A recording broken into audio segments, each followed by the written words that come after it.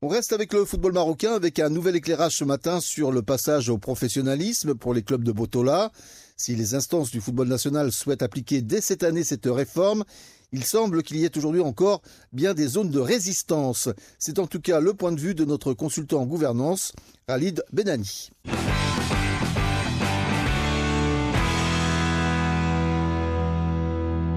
Khalid Benani, bonjour. Bonjour Karim, bonjour à tous. Alors 2018-2019, c'est une saison particulière pour le football marocain avec donc l'introduction du professionnalisme. Les clubs marocains vont être obligés d'adopter le statut de société anonyme. Qu'est-ce que cela va représenter pour le football marocain, à votre avis? Je dirais que l'enjeu est très important. C'est une réforme au goût d'une révolution pour le football marocain.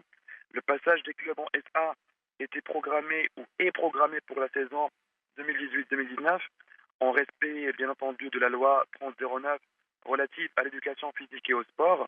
Cette deadline, et malgré qu'elle ait été prolongée d'un mois ou un peu plus par Fawzi Rqja, je crois à mon sens qu'elle ne sera visiblement pas respectée. Je dirais qu'on se dirigerait vraisemblablement et malheureusement vers un rendez-vous manqué de cette transition du football marocain. Vous pensez que certains clubs sont réfractaires à cette évolution? Plusieurs, pour ma part, en essayant d'analyser et décortiquer un peu les raisons qui auraient contraint la majorité des clubs à lever le pied sur l'accélérateur. J'irai 4 grosses contraintes en ressort principalement. La première contrainte, Karim, concernerait la question fiscale au sujet de l'IS et de l'IR. La deuxième contrainte concernerait les cotisations sociales des salariés de la Secure SA, tandis que la troisième contrainte concerne le refus catégorique d'une majorité de clubs en e-sport à déléguer leurs activités professionnelles. Et puis, selon ma propre lecture, la quatrième contrainte concernerait, des divergences autour de la loi 3009. Alors justement, rappelons un petit peu quelles seraient aujourd'hui les obligations des clubs marocains qui s'engageraient sur cette voie du professionnalisme.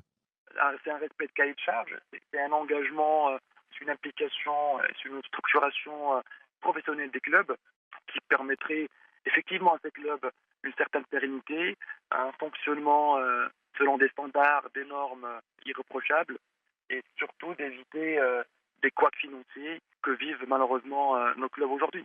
Il y a aussi donc des contraintes, notamment en termes de reddition des comptes. C'est peut-être ce qui fait peur aujourd'hui au club marocain.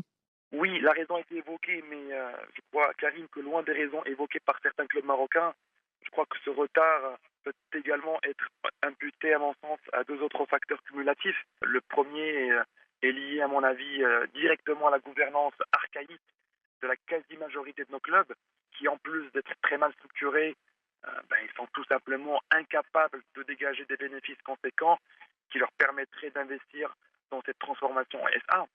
Aujourd'hui, je défie n'importe quiconque club de me présenter sa stratégie marketing de développement sur moyen ou long terme.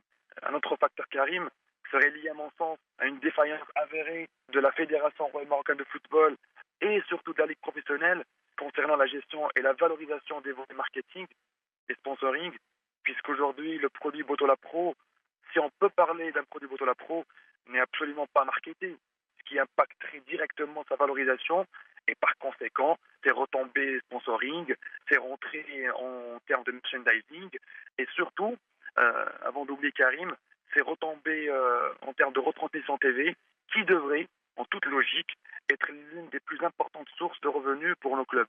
Alors justement, depuis que le football est football au Maroc, et je dirais le sport roi au Maroc, la retransmission télévisée n'a pas fait véritablement encore l'objet d'un débat en termes de rémunération des clubs. Absolument.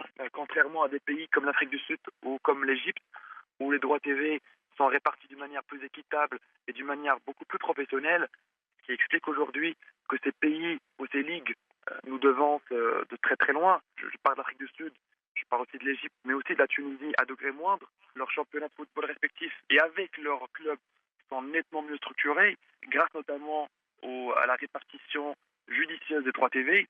Et on entend très rarement, sinon jamais, des clubs de ces pays se plaindre des moyens financiers, sachant que la Tunisie et l'Égypte sont récemment passés par une conjoncture géopolitique extrêmement compliquée.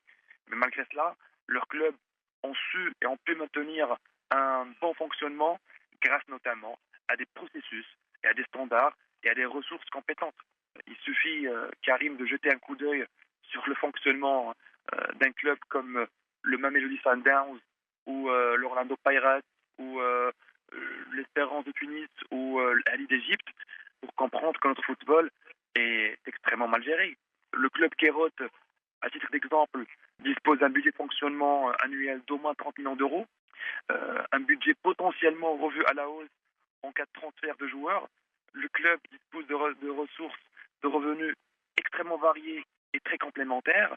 Et tenez-vous bien, le club s'apprête à investir quelque chose comme 380 millions d'euros pour la construction d'un stade de 60 000 places, tout simplement pour s'assurer d'un train de vie haut de gamme. La réussite de ces clubs égyptiens, sud-africains et tunisiens repose essentiellement sur des stratégies et sur des déploiements marketing extrêmement importants.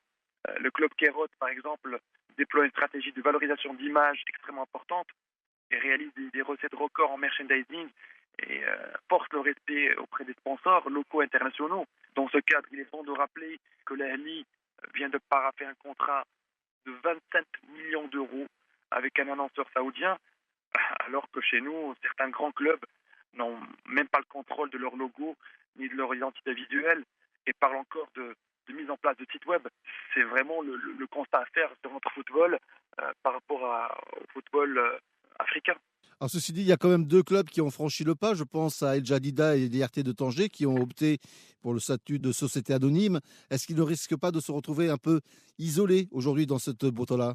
Absolument. Le DIJ et l'IRT seraient les deux clubs à avoir respecté le deadline imposé par la Fédération royale marocaine de football. Et comme tu le dis, Karim, c'est une situation très embarrassante quand on voit que les projets du WAC, de la RSP, ont été recalés par le ministère, par le ministre de la Jeunesse et des Sports, sans parler de tous les autres clubs concernés et qui jusqu'à présent jouent à l'autruche et qui visiblement ne sont pas très concernés par cette transformation. Je crois que l'IRT et la DIJ vraiment sont dans une situation assez embarrassante parce que, ils ont fourni l'effort nécessaire pour se mettre à jour conformément au cahier de charges imposé par la fédération et aujourd'hui, ils se retrouvent seuls à avoir validé et composté leur transformation en SA en attendant de voir le sort des autres clubs qui ont bénéficié toutefois d'une prolongation de deadline d'un mois. Je rappelle que le deadline est fixé pour la fin du mois d'août et aujourd'hui on parle d'un ultimatum fixé pour fin septembre pour tous les clubs marocains afin qu'ils déposent leur dossier de transformation en SA. Merci beaucoup Khalid Benali de nous avoir éclairé sur ce dossier et on voit qu'il y a encore du pain sur la planche avant d'arriver vers le professionnalisme du football marocain. Énormément, Karim.